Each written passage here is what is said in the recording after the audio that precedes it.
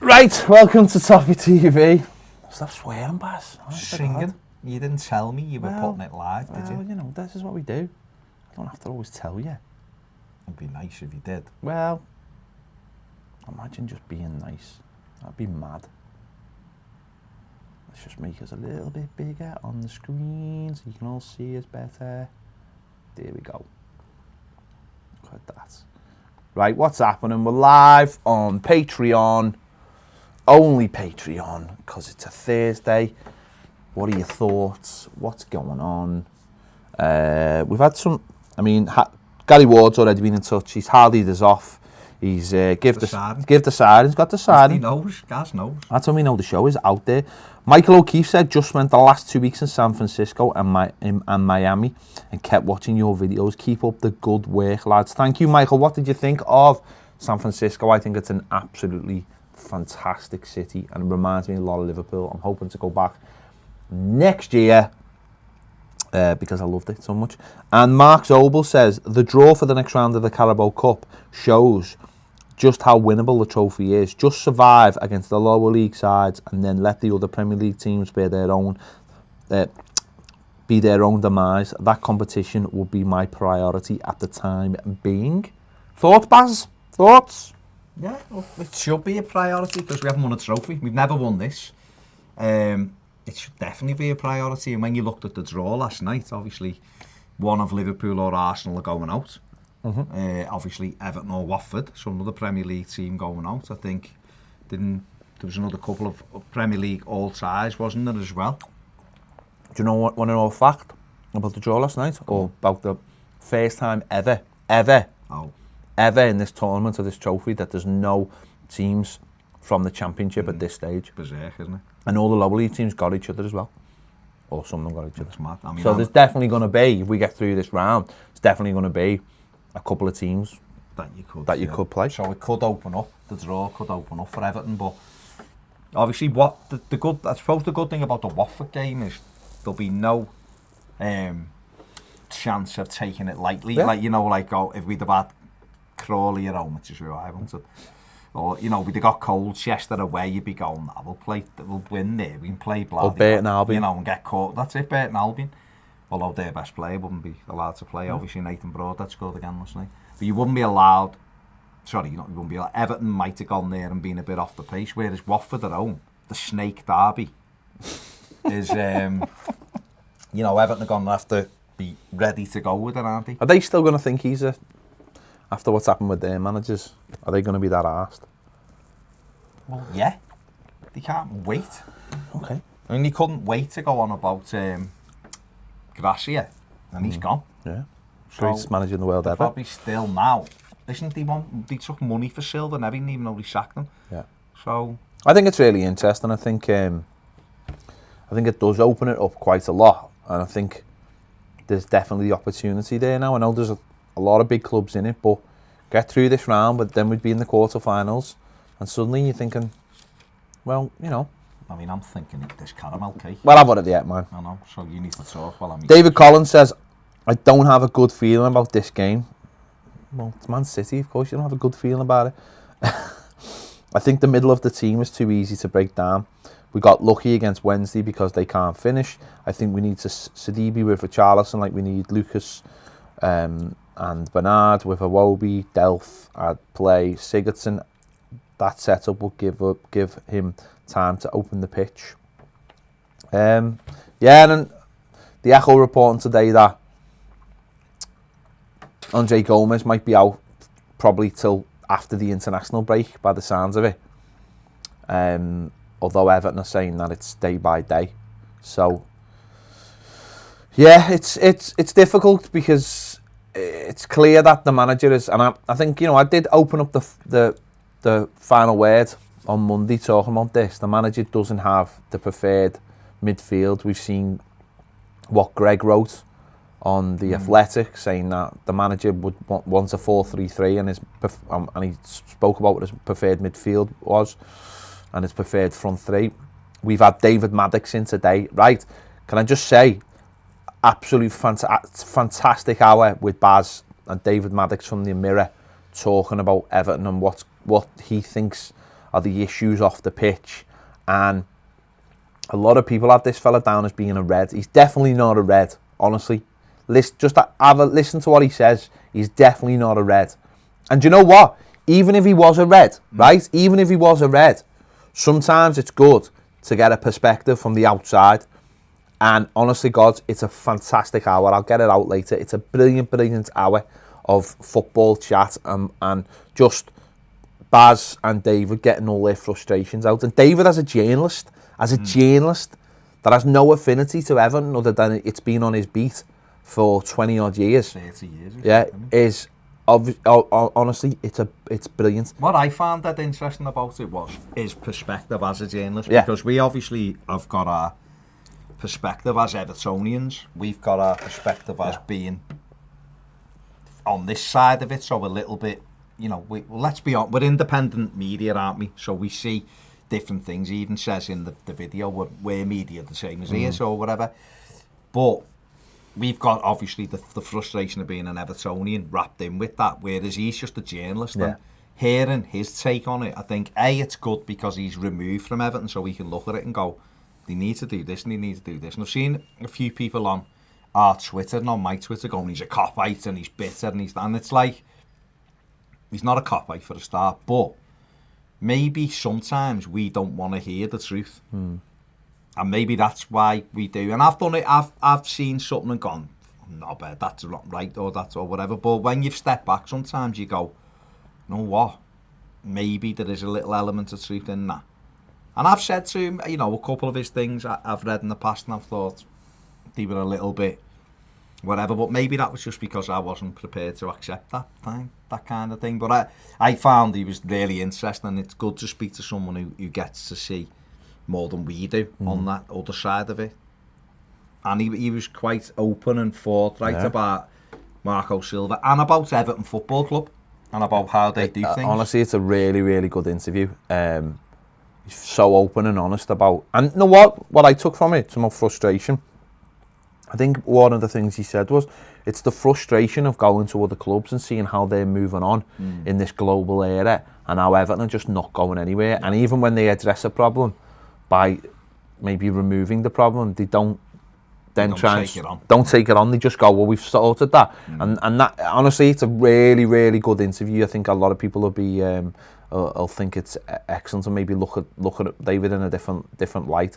We've had loads of conversations with him when he comes into the studio and he does the Redmen. We've had loads, and when you speak to someone and you actually find out what there's a human being with. He's very open, he's very honest. He says, listen, the big story is Liverpool. He said, maybe when Everton give me some stories to write about, I'll write about Everton. He said, but the big story is about Liverpool. And at the end of the day, he's in a position where, I'm sure there's a lot of journalists in the same position, where they have to write the stories that bring the audience. And Everton aren't bringing the audience because, number one, we're not a great team. And number two, we don't create stories, even feel-good stories anymore. We're so insular, it's incredible. So I've said this to you before. I had a website before me and you done stuff together, and it was essentially an Everton website, but I did other football stuff as well. And sometimes when I just wanted some more hits, I just write a story about Arsenal, and I just get ridiculous numbers because Arsenal fans look at everything. Same as Liverpool. So if that's actually your job to do it, then Everton, say you got 2,000, say I'd get 2,000 views for an Everton piece, I'd get 25,000 views for an Arsenal piece.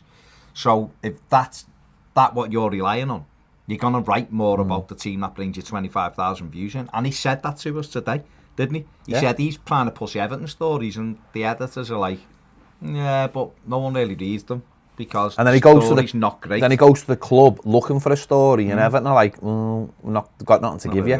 So, yeah, it's really good.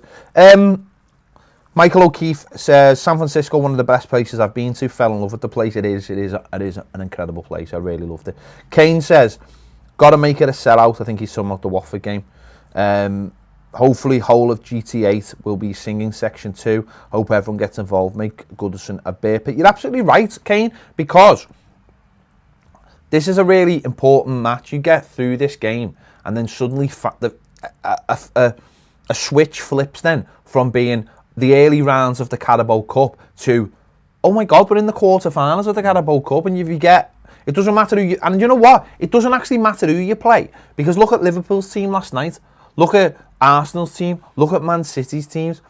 The teams in the Champions League aren't asked. They're going to rotate, and it doesn't matter. Okay, maybe we got Liverpool. Klopp would be, it would be an interesting conundrum for him that he put out because he knows. But also he's got to look above that and think, hang on. Apparently they've said that it's the least of their priorities. Yeah, he's not and asked. They're gonna play. But obviously if it's a derby, then suddenly it becomes something a little bit more, doesn't it? And he's got to think about that. But I don't really want to get into that situation. I don't want to draw them. It's as simple as that. To knock them out. You know, so you get into the quarterfinals, and if we are playing a full-strength team, then suddenly you're thinking to yourself, hang on. And you know that most of those teams, who, you know, those Champions League teams aren't going to play a full-strength team till they get to the final. Yeah. And if you get to a final, who knows what's going to happen? So, huge importance this next game, and let's throw everything at it. Richard Parr says, evening lads, evening Richard. You've got someone there, haven't you? Oh, okay. Steve Hardy said, any of you guys ever had any weird Everton dreams? In the 90s, I had a dream that I was getting chased by a load of small coppers. And when I look back, it was Pat Nevin, Tony Cottee and Stuart McCall. As policemen, I'll tell you something. They might have been better as policemen than they were as Everton footballers in the 90s, to be fair. They all had little spells when he was good. I loved Pat Nevin, but he was far too inconsistent. Tony Cottee would score 6 games on the run and then not for 20. Fat sack bully money. And Stuart McCall was hot and cold, but did score 2 goals in an FA Cup final for us. David Robertson says, any examples of irrational Everton behaviour to share? Example, I only ever buy blue toothbrushes, or me and the old fella would check scores on teletext rather than Oracle, as ITV was luckier for Everton. I always... Yeah, I do have like mad superstition things to try to adhere to. Remember when we won the FA Cup? I wore a pair of bills to go to the 3rd round in, right? And by the 4th round, I'd wore them to play footy in, and I'd ripped them because I got a tackle right up my thigh, and it caught me bill. But I wore them for the next round. By the time I went to the cup final, my bollocks were hanging out, but I wore them every round and we won it. So that kind of thing. And if I've wore a t-shirt and we've won, I try to make sure that's clean for the next home game and wear it or whatever. That's stupid things like that, but I don't buy reality, it doesn't matter. I don't buy anything red. I really don't. Yeah, I don't really. I don't think red looks good on me anyway, so I wouldn't have it. But. Gary Ward says, San Francisco sourdough pizza with a big thumbs up. Stephen Kelly says, lads, I do worry for Marco. The media have stepped up the attention on him this week. I honestly think it's a matter of time. I think the international break, the club will act. Who would you get though, Steve? Honestly, like who's out there that David was actually saying to us, he said, if anyone thinks they're going to get Arteta, they're not. He said, because Pep Guardiola's not going to let Arteta leave mid-season. He said, it's just not going to happen. And he said, I think he thinks Arteta's got more about him than to leave. And he said, Mourinho as well is waiting on like Real Madrid. So if it wasn't those two, who would it be? So the Purdy Blue says, hi fellas, appreciate the content for my lunch break. There you go. In America, living it. I think... Maybe just on his lunch break here, mate. No, he's American. He spoke to us. On Steve's point, what do you mean you think the club will act? Why? There's only been 6 games. So, they're in the next round of the Carabao Cup and got a home tie. So, Saturday's a free hit, as long as we don't get destroyed. So, Burnley will be a big game. But I don't know whether that'll have any bearing, to be honest. David was saying today he thinks Everton needs to stick with Silva. I've got a different view than David on both of those things. I think if Arteta was given the opportunity and he really wanted to come, I don't think City could do much about it. I think Pep would have enough faith in his own ability to move Arteta, to not stand in Arteta's way. Not saying Arteta would want to come. And Mourinho, he's definitely hanging on for... I mean, apparently he's got Real Madrid or Barcelona to choose from. But I still think he'd listen to what Everton had to say as well. But, by the same token, I honestly don't see the board doing anything until November, end of November time. If Everton are still struggling, then they might have a decision to make. But like Pez just said, who do you get? Take Arteta and Marino out of it, who do you get? Don't say Eddie Howe, because I'm taking my microphone off if you do. Okay. Next. Richard Parr says, couple of interesting things in the papers today. There's an article about Marco and our average start to the season on the Guardian website, and the I newspaper called him an over-promoted Vortex surfer at the failing hotbed of Everton.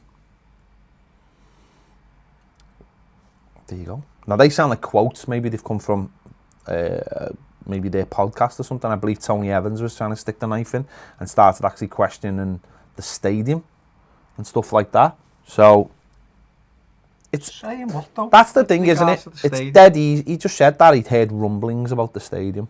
It's dead easy to stick the knife in when you're down though and just pile pressure on it, and that's what fans, unfortunately, they can react to that because things just will mount up and mount up.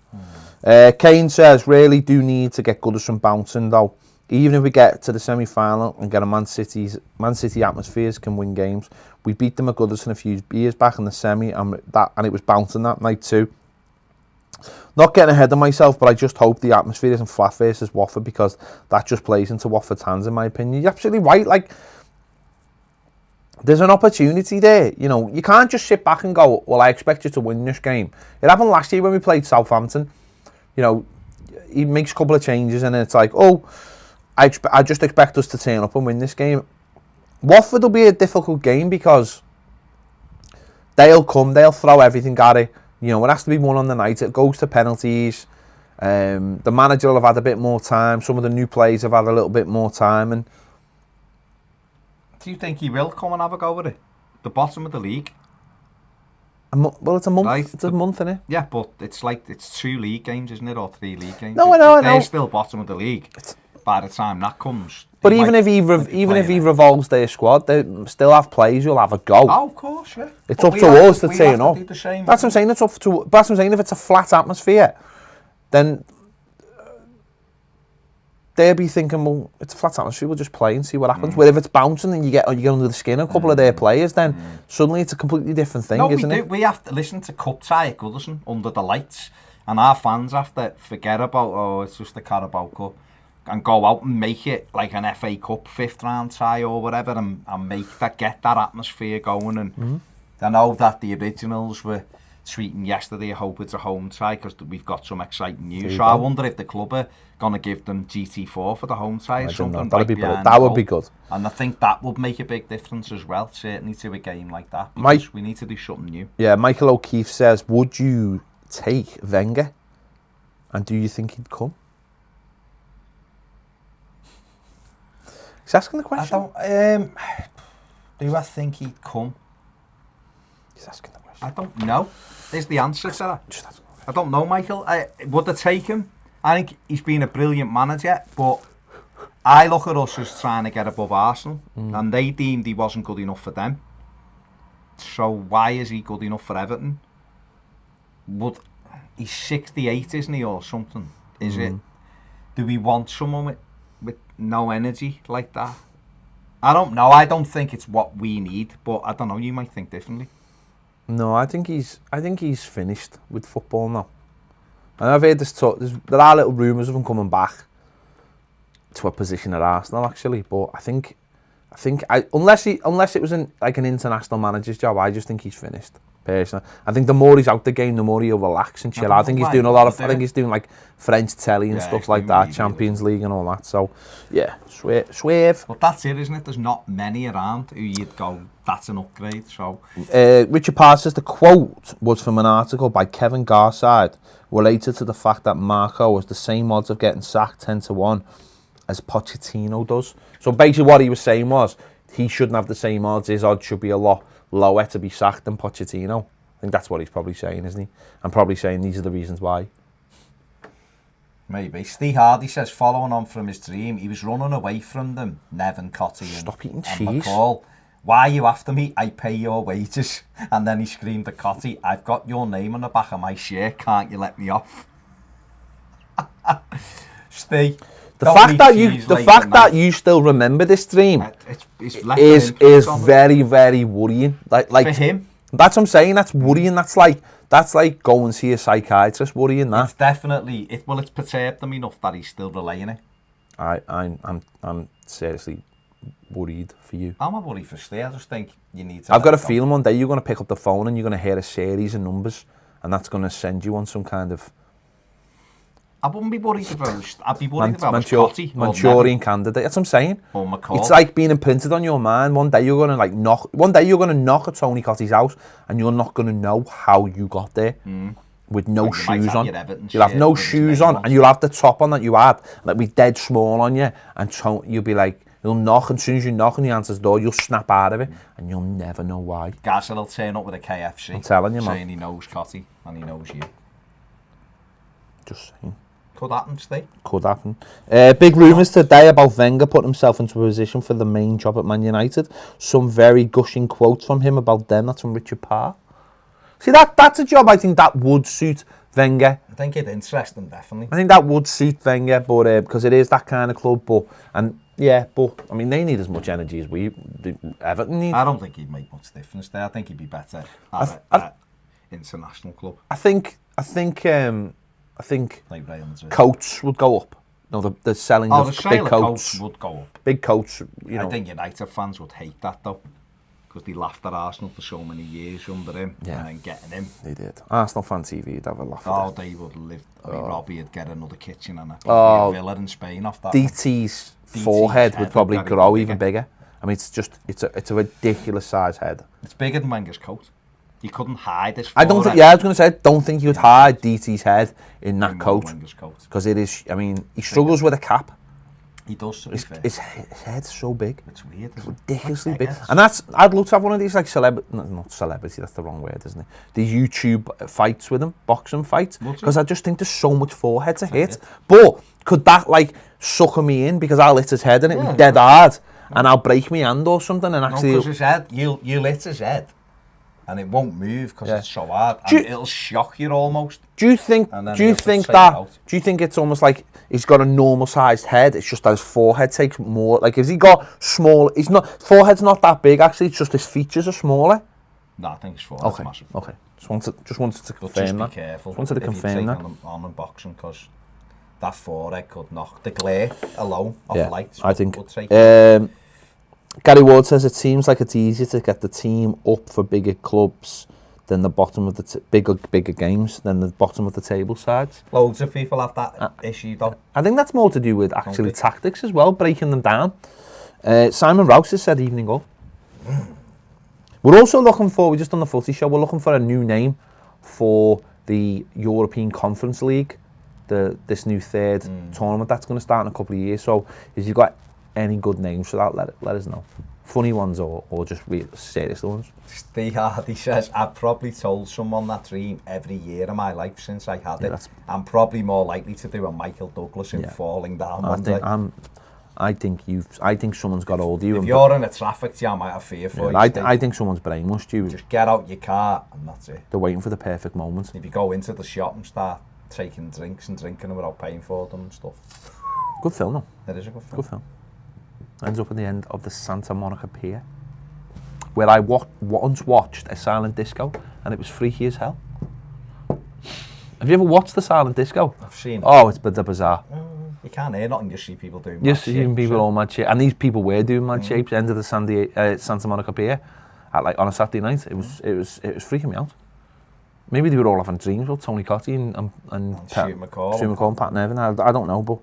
Yeah, it's mad, isn't it? It's a bit like watching... Maybe they, like, in their headphones it wasn't actually music, it was kill Pat Nevin, kill Pat Nevin, kill Stuart McCall.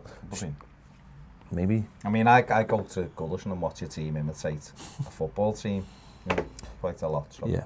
Kane says, what a tit that DT is, by the way. I've met him. I have met him, mate. I have met him. I played in a footy game once against that Spencer FC. Oh my God. This is where I don't form my opinion on someone because of a few videos. That would be stupid, and that would be what people clearly do about me. I form my opinion on actually meeting the lad and him just being the biggest dickhead I've ever met in my life. He was sub He was bouncing on. I'd gone off because it was like the hottest day of the year, and I was playing centre back, and I was getting legged everywhere by all these young lads. And I went off, and he's like that, bouncing on the sidelines. Bring me on, Rob. You know I'm the best striker here, Rob. And Robbie, he doesn't know his arse from his elbow when it comes to football. Great presenter, but honestly, doesn't got a clue about footy. He's like, yeah, bring you on in a minute. And then so it's a nice little game of footy. Everyone's like, happy. And then this lad goes through the back of this other lad. And it turns out the lad who went through the back of the other lad was DT's son.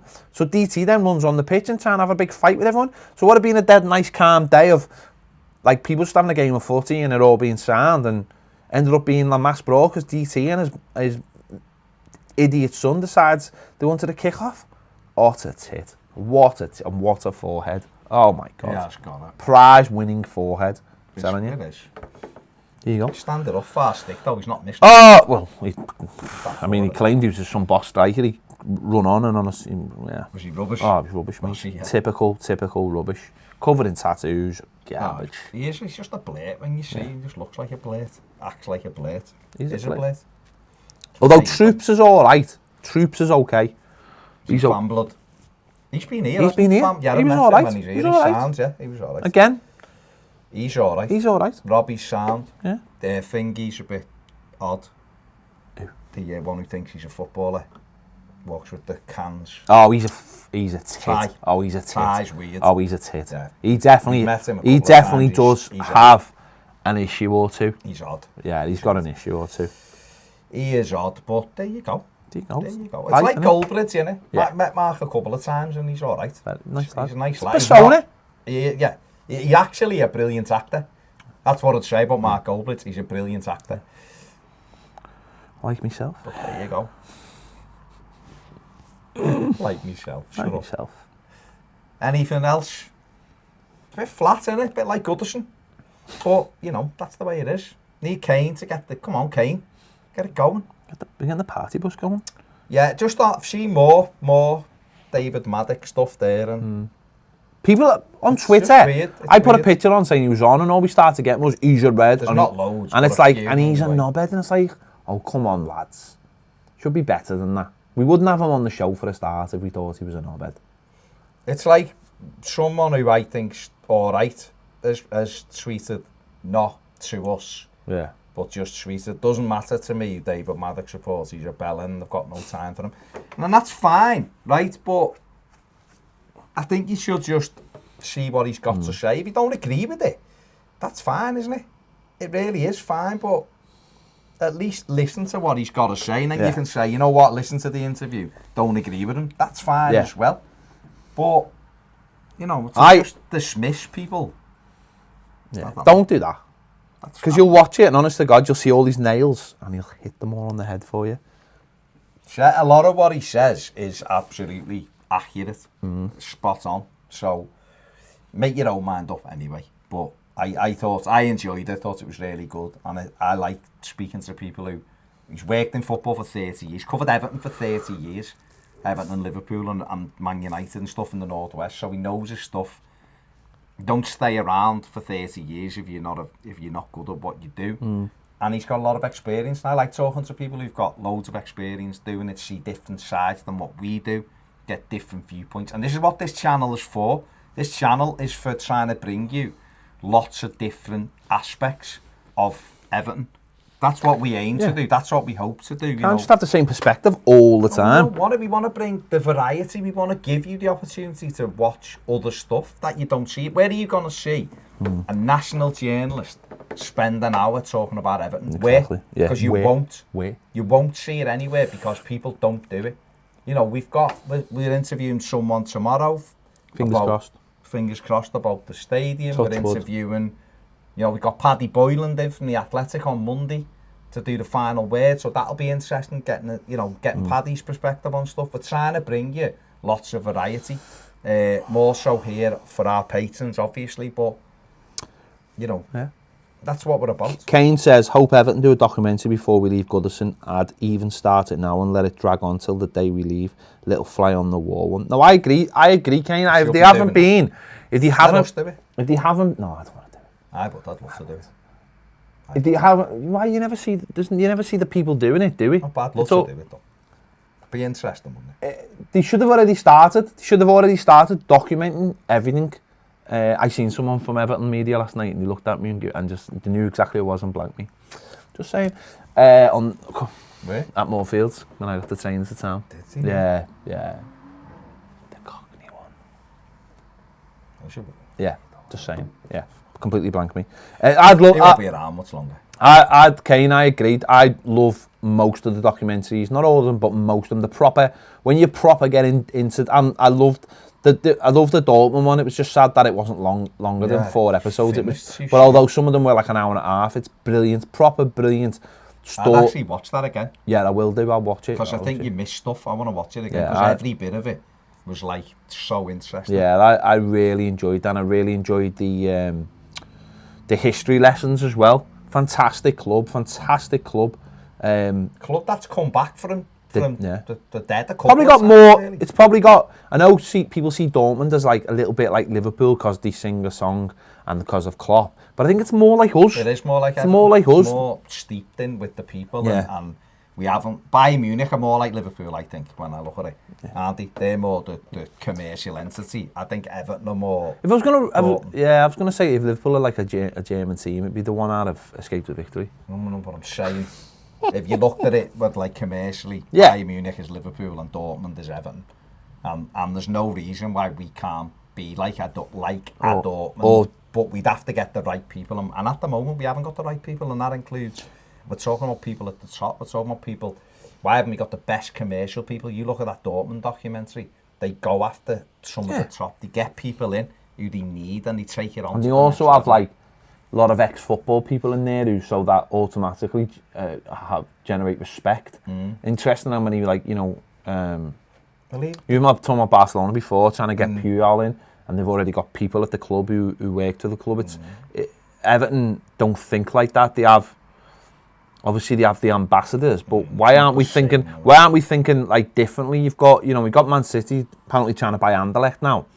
So Vincent Kompany's like, well, he could go back as manager of Man City, or he could go in and be like a sporting director or something like that. And that's the way you've got football clubs are thinking now. We've seen it for ages. It was really interesting. Obviously, brands came in from doing something like that. But why haven't we got more? Okay, Greta Steinson is another one. But why haven't we got more people at the club in positions that you might go, oh, hang on. Like, I think there's more intelligent footballers out there who don't want to actually do coaching or managing. They want to go into the business side of things. Gareth Fowler's a really interesting one. He's a fellow who's a lawyer, obviously very, very clever. Why aren't everyone always trying to find somewhere for him in the club to work? He's a football man, but he's also an intelligent man. So try and give him a job at the football club somewhere that he can utilise those skills. Because I think the more people you can have at a football club that understand football and how it works, the more influence it has on everything. On everything, yeah. That's how the Germans do it anyway. But watch the Dortmund documentary if you haven't. The Leeds documentary is quite good if you haven't seen that one. That's all right. It's a little bit more. It's not polished. As good as Dortmund, but it's not bad, to be fair. The deadline day stuff's really interesting. Oh, God, yeah. Joe Mack says, was David Moyes ever close to being sacked? I remember Luis Scolari being mentioned. I think it was certainly talked about on a couple of occasions, Moyes. But Bill loved him. And because he didn't ask for much, I think, and because really it was who would have come as well. It's who you get next. I think it was in the earlier days. I think as it went on, it was never ever. Yeah. The closest they probably come was when we finished 17th. We lost those games, but because of his relationship with Rooney. But then obviously took us into the Champions League, and then after that, no, it was he was. The only other time there was a bit of a chat about it was when we didn't start the season very well, and it was as he, but we didn't give Moyes the tools to do anything with really, so we wouldn't have been able to really do anything. But the one thing I have to say was, and I don't really like this about Moyes, was that we allowed him to talk us down and talk him up. And I think someone should have grabbed him early on and gone, no, we packed this knife to a gun fight in, and we packed this in about, we shouldn't be doing this and we shouldn't be doing that. Because I think it sent the wrong message out. I think it did. People grabbed hold of it. But I also think that he was just trying at times to lower the expectation so that people wouldn't take it seriously. But it was things like he didn't want any referral to what we'd done before in our past. No, I understand that. But Martinez tried that, and yeah, but to be fair to Martinez, maybe if he'd have had the money that Moshiri eventually had, maybe they'd gone a bit different. I don't know, but I think it was still a bit of a vanity project, I think, for Martinez. But I don't know. Steve Hardy says, not seen yesterday's live show yet, so sorry if someone has already mentioned this. Do you reckon Graham Stewart will have had a bollocking for actually being honest in the commentary the other day? I don't think he will have done, because I don't think he singled anyone out and said he's terrible. But what he did say was, why aren't we doing this? And I want to see more of this. And I think if anyone at Everton Football Club has got an issue with someone actually saying, we should be doing this, we should be doing that, then they need to get a grip on reality, because this is an issue. What, again, without boring everyone, going back to the Dortmund documentary, they actually get German ball. Matthias Sammer, who's been the Dortmund manager, Dortmund head coach in the past, but he's a big pundit in Germany as well. But he comes into Dortmund as a consultant, outside consultant. Yeah, but he still says in the match, there's one of them where they're playing away, and he questions the mentality of some of the Dortmund players before the game. They end up losing the game, and he goes, weren't strong enough, and this. But he also tells them exactly what they need when they're having strategy meetings, and that's what, honestly, that's what's brilliant. There's an episode where they're talking about Sancho, and they're saying, yeah, Man United have approached his agent, but we think he'll be all right, we think he'll stay, the lad likes it here, blah, blah, blah. And there's loads of like little strategy meetings, and there's this one, and it's he's basically going, he's going, he's a weak at the back. He's just like, and it's got no lead. It's like that Everton thing. He was like, you just need a leader desperately. And then they went out and brought Thingo back, didn't he? Almost back. And then you see some of their chief scout running through a presentation of this Mexican player to the CEO, and there's all just like little things like that, and all these people who are in positions. But the Sammer one's really interesting, because obviously he used to be the general manager at Bayern Munich. Back in the day, he was in a permanent role there, and now that he's doing it as a consultant and outside, I think that's so brilliant. The fact that someone can come in and sit down on the table, and everyone's probably thinks everything's fine, and he just walks in and goes, it's not fine. I'll tell you why it's not fine right now. It's because that lad's not doing his job. You've got a problem with your mentality. You're terrible on set pieces, and they need to be sorted. And then that can be related down the chain, and because they are all football people as well, and I think this is a problem not at Everton as such, but somewhere like Man United, where you've got the directors, and then you've got Ed Woodward, and the next person is the manager. If Ed Woodward come to me and I was the manager of Man United and went, I think you need to sort out this, I'd go, shut up, dickhead. Go back to your office and go and do those stupid deals that makes the Glazers millions. But I think if someone like Brands, who understands both, comes into a meeting where you can be frank and honest and says, listen, zonal marking, and then Silva might turn around and go, you never got me the centre back I asked for, and he'll go, well, fair enough, but I try. And then if you have that relationship where you can say you can say something to me and I won't go, oh, that's terrible, and I say something to you. Well, would Silva go, or would Ole Gunnar Solskjaer go into Ed Woodward and go, why haven't you sold us a kit deal to Emirates? Exactly.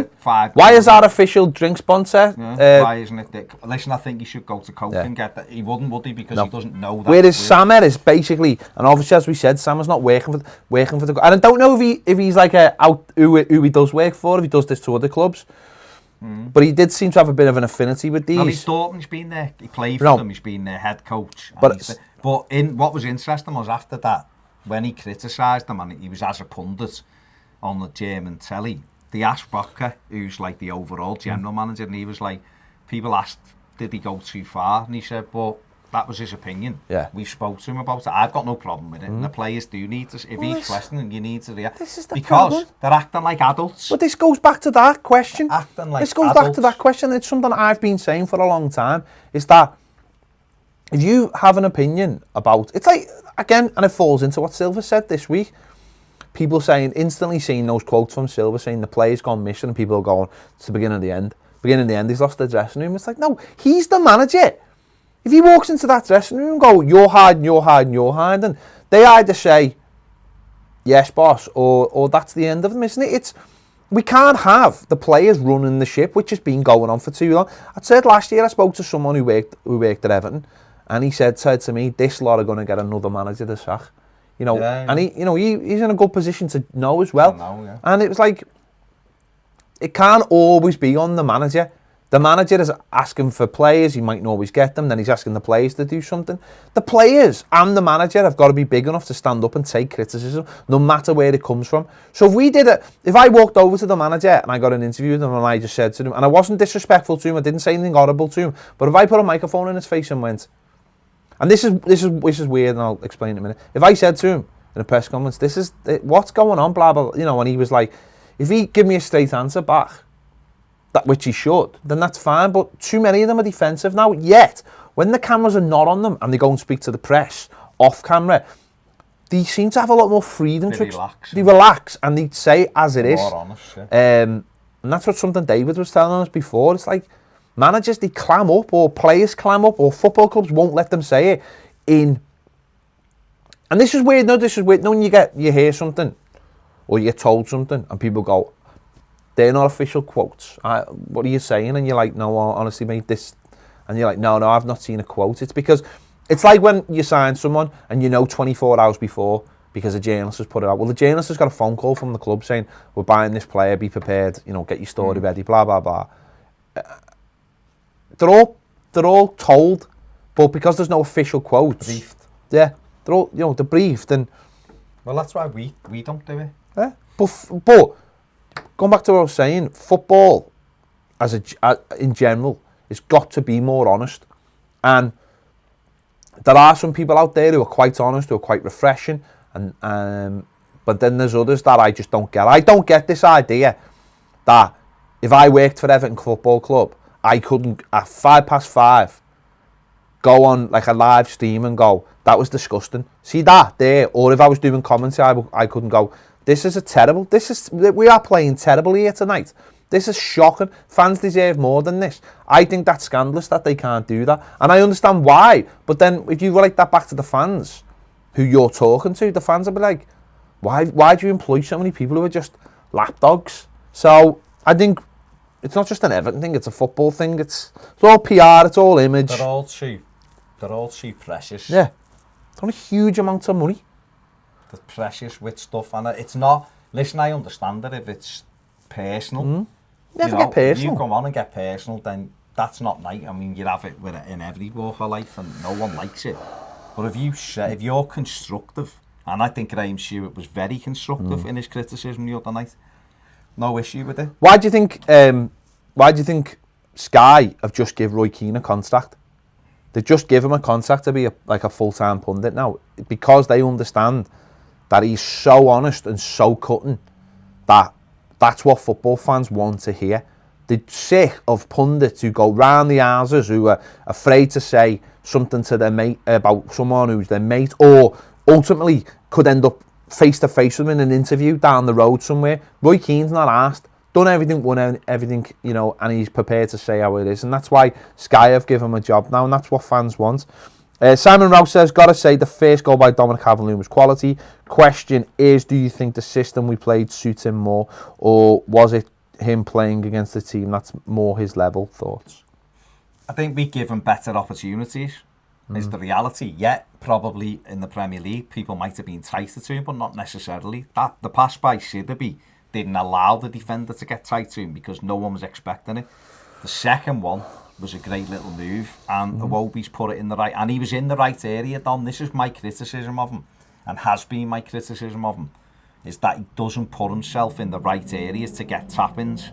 When you see top strikers getting tap-ins, because they're in expecting it, and what he did was he gambled on Iwobi putting it there. He didn't hang back like he has done. So if he takes that into the Premier League, ultimately he'll score more goals. But I don't think we help our strikers. And again, this just sounds like I'm on a Gylfi Sigurdsson bashing fest, but I'm not. It's just that the position that Gylfi takes up doesn't mean he breaks the lines. He doesn't run past Dom. He doesn't drive on into that penalty area. And I don't think that helps Dom, because Dom likes to take the ball down, kill it in front of him. Lay it off. No, but he likes to lay it off and then spin. But if he brings it down and holds it and his pass is 10 yards back, He rolls it back. He's not in the box to do anything, and the midfield player isn't in the box. I think we need to get the ball more in front of them. Yeah, and let him run onto stuff. Kane says, have you got any footy trip planned for any videos? Lads, I can't recommend Schalke enough to you. When I went to watch them play Ajax, best team I've witnessed live, long story, but we met a group of lads there, and we still speak to them to this day. We took them to the Newcastle away, and they come and met us to watch us play Mainz and Bremen in the summer. They love the Blues now. Well, we actually want to go to see Schalke. We want to go and see John Joe Kenny.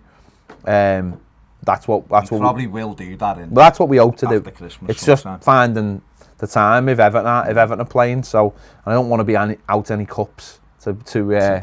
But hopefully, yeah. So after the second half of the season, definitely. I can't overemphasize how good it is to go and see a team that you're not emotionally attached to about, and just have a pint and enjoy the football and soak it all in. Just soak it all up. And of course, if you go and see someone, you might go, I'm going to favour them this for this game or whatever. But if they lose, it's not going to linger with you. You're just going to go, right, let's go and have a pint, lads. I loved when we went to Germany earlier in the year. I loved the both games, the Dusseldorf, Nuremberg games. Boss and Dortmund was brilliant against Leverkusen. It was 2 great games, and it was just Boss. Yeah. If you can ever go anywhere and you can get it, we were very lucky, weren't we? Yeah. You can go somewhere for the weekend in close proximity and get to go to one game on a Saturday and one game on the Sunday, or whatever, I don't know, on a Friday night and on a Sunday or a Saturday, then do that. I'd love to do that again after Christmas. If Dusseldorf are at home and Dortmund are at home. And imagine Dusseldorf. Schalke and Dortmund. And then it's not that far away, is it? Imagine Schalke were playing on the Saturday and Dortmund were playing on the Sunday, or the opposite way round. It'd be brilliant, wouldn't it? That's what we're hoping to do, and obviously we will document that. And I think if we were getting over to see Schalke, I think we'd try and get in touch with. Yeah, we'd want to interview him. And see if we could get an interview with John Joe. I'm sure someone would be able to arrange it for us. Yeah.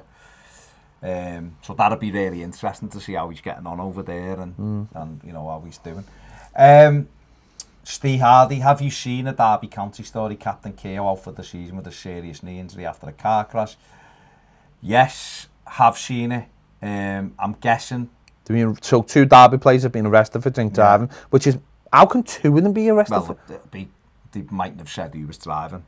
They're obviously under the influence, aren't they? Someone's crashed the car. Neither are saying who it is, whatever. But they've lost the captain for the season with a knee injury, which is absolutely ridiculous. And obviously, then the other 2 lads will face police charges now, won't they? So could result in, them going to prison or whatever for drink driving, or what did the club do? Kieran's out.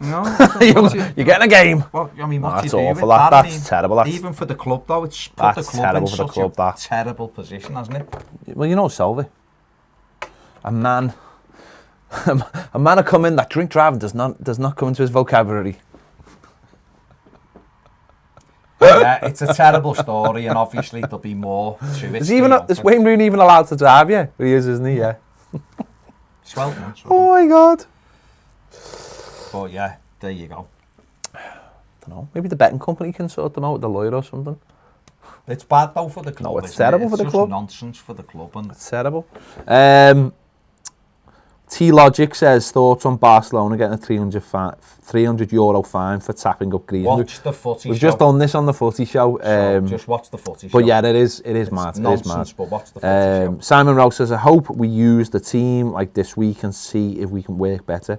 I think we should go balls out, controversial, like Baz, and take it to City.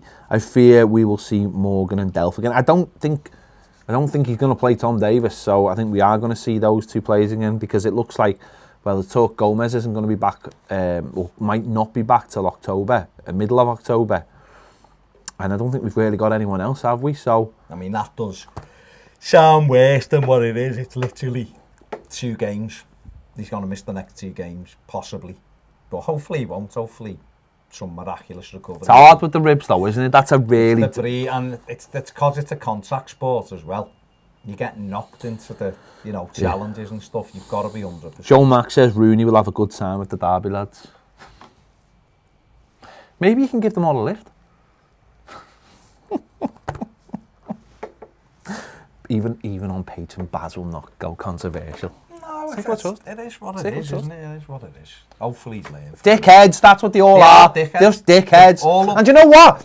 More fool that dickhead for getting in a car with two fellas who were drunk. Well, he might have been drunk as well. Oh yeah, no, I'm just saying, more fool him. The problem is... No, he's not. He's not. That's what I'm saying. He's not the innocent party. There's no innocent party. There's footballers here. Yeah. Right? And even championship footballers will be on 25, 30 grand a week. Pay for a fucking driver. Get an Uber. The same thing with what I said about Rooney. Yeah. You've got that money that nothing matters. Yeah. Exactly. It doesn't matter. So get yourself a driver. Now, okay, Rooney wanted to go and potentially not that bad or whatever. So he should have got some... Well, listen, you get... I did not have sexual relations. Well, he didn't because he got stopped. He got stopped. Exactly. So he should have done that. The same with any footballer. If you're out and you're bladdered, forget the car, pay a taxi or pay a driver or whatever to pick you up and take you home. There's no excuse whatsoever for those. There's not, and no one should feel sorry for the lad who's been injured either. That's what I'm saying. No one should feel sorry for him. If he got in a car and knew the fella driving him was drunk, then more fool him. Simon Rouse says, guys, if you come over again, we could look to go and see my local team, Paderborn. Oh, Simon's making it all about you. Who got promoted to the Bundesliga this year. It's a small... I remember Tingo scored the goal for us, didn't he? King's Long, yeah. It's a small stadium, but still has a cracking atmosphere, and tickets for €15 is a bargain. Beast. Listen, whereabouts, Paderborn? As long as the ale's... Where is it? Let us know. As long as the ale's good. Well, the ale is good, it's German. Then that's it. There's nothing else to talk. And the €15. As long as the ale's good. As long as the ale's good and the pizzas are big. So you can eat my half again, as well as your own calzone or whatever you had. Whereabouts is it, Si, in relation to, where's it close? I've never seen a grown man not been able to finish a pizza. So someone had to take responsibility. You took charge. Paul123 says Rooney's dickhead wasn't back at the club for a month before he embarrassed himself in the club publicly. Glad he's gone. I agree, Paul, with... I think the reason why Machete had no problems letting him go, or the club, is because you're absolutely right. The club brought him back, and one of the reasons for bringing him back, on top of the fact that he was a good footballer, was because global icon. No matter what you think of Wayne Rooney, global icon on all the covers of FIFA and everything, 15 million followers. And the minute he done that, certainly in the UK, you couldn't use him anymore. You couldn't use him for anything. He ended useless. He was in the press for everything. So imagine if Everton had gone, oh, and here's our official club sponsor man and the captain and all that. He couldn't do it. So you're absolutely right. And then half of his worth just went out the window. Yeah. So you're paying him all this money. Machete's like, well, what's the point of that? What do I get out of that? And he'd probably been convinced to sign him by Bill on the back of all that. Bill was probably like, we can use him for this and we can use him for that. And the minute he did that, it just ruined it for him. So he still did well when he was here. Yeah. But he cocked himself up by being an absolute blurt, if we're being perfectly honest, didn't he? But you're right, Paul, once he did that was it. It was game over early from a marketing perspective. Paderborn is an hour away from Dortmund and Schalke. There you go. Sounds good. Sounds good to me. Amin says, hello gents, haven't seen a live at 5 for a while, it's good to be back. Cheers, mate. Hello. We're probably going to finish in about 5 minutes, but because we did start not long the videos are always available. Always? Oh, you might watch a live one, but they're always... I know it's better watching live because you can take part and stuff. Of course, yeah. But they are there. They're always available. If you need to. It's not like people are going around talking and, I had that live at 5 ruined for me. Yeah. Come on, Ruben. I was on the bus and I could see them watching it and it was like the cliffhanger. I was like, no! I wanted to ask that question. I heard the answer and then I knew what the question was. God. Yeah. Ruined it for me, it did. He said it's the same county. Nordrhein-Westfalen. So we'll be flying to Dusseldorf then? With the nice dark lager. Oh, and the pick and mix. Yeah, that seemed wrong, didn't it? What I've just done there. Watch it back, Baz. Is right, lad. Is right. Top man. Still worth the patent. Exactly. Well, thank you very much, and we really appreciate you, mate. Is that in Gibraltar? Is that the same in Gibraltar? Gibraltar. On the mountain? On the mountain. With the Barbary Apes. The cliff. And I remember going up that years ago. Remember going to Gibraltar when I was a kid.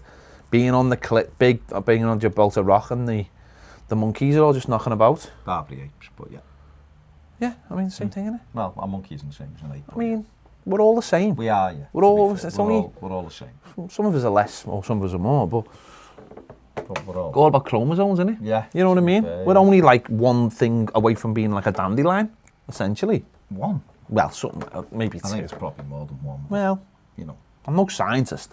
Well, but I'll have a look at it for you. Yeah, do surprise me. It is a meme from Gilberetta. He's telling you. There you go. See? Yeah. Do you say Gilberetta? What are you on about? Someone called it once Gilberetta, and I went, "Do you mean Gibraltar?" And he went, "Oh yeah, that's it." Have you still got like Gilberetta. all your English shops? The Welsh street. I know he's from the same place. Yeah. He's from the same place I'm from, and where they make Peaky Blinders. I've had this conversation with him before. What shall I have for tea? Nando's or a chippy? Chippy. I like Nando's. I do, but I chippy. really do, but chippy's less faff. We've been for a few Nando's, haven't we? When we have meetings. We need to have a cheeky Nando's, as they say. There's one in, like the ones in town, you can never get in. There's one in Speak, you just walk in. Speak's great, and you park outside. We need to see Mr. Blaine for one of those meetings again. T-Logic says it seems impossible to break the top 6, but why don't clubs focus on winning the Carabao Cup or the FA Cup and the Europa before 10th? Would fans accept this? I mean, there's no reason to be I wanted it doesn't seem impossible to break the top 6. No. It's far from it now. But you're right, the Carabao Cup should be prioritised. You're in Europe in February if you win it. So you can, build that up. Right, we're wrapping up because we've got a couple of things to do and I've got to go and play football. Oh yeah, I've got to go anyway. Yeah, so big thanks to for everyone for getting involved as always. I mean, Simon didn't say whether we're flying to Dusseldorf, so cheers, Si. He might not have had a chance. He hasn't got a chance. He's got a chance to tell us what county it's in. Too busy going. Oh yeah. The chainsaw. Chainsaw, no. All right. Maybe he's leaving it up to us. He's maybe letting us lane. No, I want him to bring the knowledge today. Okay. Right, anyway. Thanks for watching. Check out all the videos when they're out and stuff. And David Maddox one I'll get out later. It's really, really good. Thanks for watching. We'll see you later. Later. Enjoy your chippy, Paul.